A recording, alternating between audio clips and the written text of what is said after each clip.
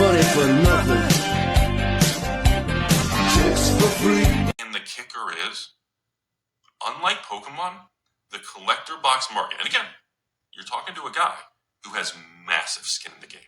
There is nobody you will find in the United States or world that has more Magic the Gathering collector boxes than this Florida taco-eating, hair-losing, wrinkly testicle man sitting in front of you. I painted every one of these paintings behind me, and then I photocopied them after I put my nuts on the copy machine, just to make sure you would see the wrinkle if you look close in the paintings. I'm telling you all right now, I have a lot of skin in the game, and I'm telling you all right now, the difference between Magic collectors and Pokemon, Magic collectors have moved up, but the upside potential is massive. If I didn't believe this, I wouldn't have so much money and shared with so much with you guys about so much potential, because I put my own money and skin in the game. Now, I was obviously too early because I've been doing it for years. Even in the crash when I was losing my ass, I was still buying because I'm just dumb like that. But Alright guys, got the Magic Collector portfolio. I've been waiting to make this video. I had to wait on the last box to come in because I want to be transparent. I am putting my money in these my own money in these portfolios. I do believe in them. So let's get into it. So you guys know from the preview video the other day, or if you caught it, the Final Fantasy video, these are going up. They're up to 140 now. There's only 95 left on TCG Player.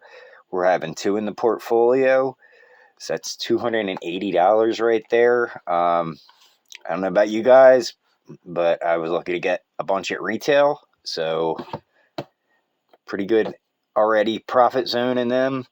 Aether Drift. This is when I first decided to start investing in TCG Player. This is one of the first purchases I made. It crashed from 300 at release down to 180, and I was like, this thing has serialized cards in it. 180 is a pretty good price, so I got in. We just hit 199 today. I believe there's 330 still in the market, which that's the heaviest supply out of any of the boxes we're going to be talking about today. But you know, this came out in February. It's considered a bad set by Magic collectors, but you know, the players have also found valuable cards for playing in this recently as well. So some singles have gone up. Plus the serialized cards in here are $2,500. So there's always a chance to open this box and find a $2,500 serialized card. Great price for a collector box, $199. Rudy talks about it all the time, how it's a great price. It was sitting at 180 forever, but it's been on the move lately. You'll notice that's a trend. Almost everything on this list is on the move. Outlaws of Thunder Junction. This is another one that I bought into when I first started. I don't remember the price. I think it was like maybe 200, maybe under 200. I'd have to go back and check and look at the receipt and everything. But yeah, this was back in March. Another cheap collector box that Rudy was saying, you know, these are cool cards. And, you know, I kind of like, you know, cowboy theme doesn't really go with Magic, but I think, you know, an old Western theme is better than a lot of the themes they've had. So, and there is serialized cards in this one, I believe. I don't remember. Let's see. I'll have to look that up. I do believe there is serialized cards in here, but I could be wrong. But anyway, this has been on a tear lately. It's up to 280 now.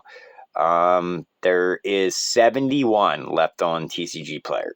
So less than 100 here, less than 100 of these. I would probably recommend buying the Final Fantasy first if you're going to get into this portfolio, because these are more popular and probably going to disappear faster.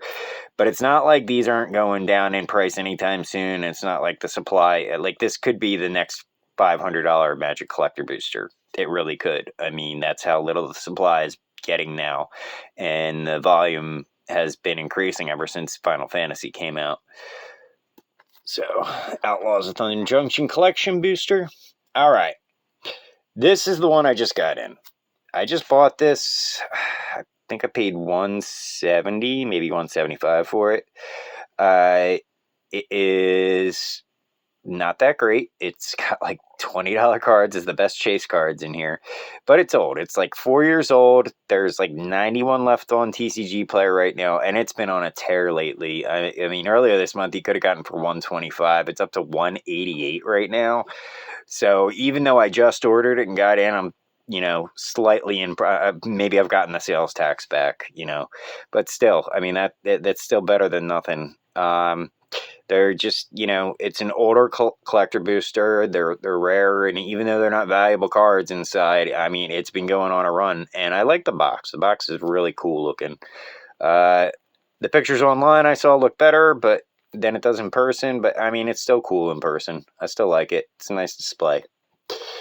And last but not least, I really want one of these boxes, and I recommend one of these boxes. But when this set first came out, I got a really good deal. It was $360 upon release for one of these boxes.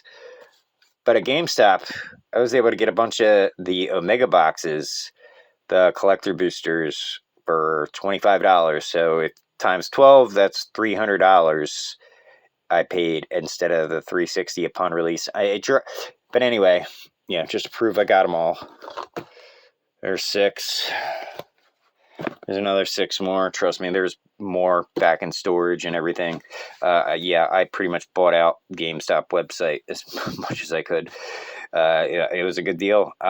People love this set. This Tarkir Dragonstorm is going to go down as an all-time Magic set, I believe. I'm eventually going to buy one of the 12 packs, just to save on space and eventually get rid of some of these collector boosters. But in the meantime, I got these instead, and they will suffice. In fact, they technically outperform the 12 pack. It's just, the room saving is pretty nice.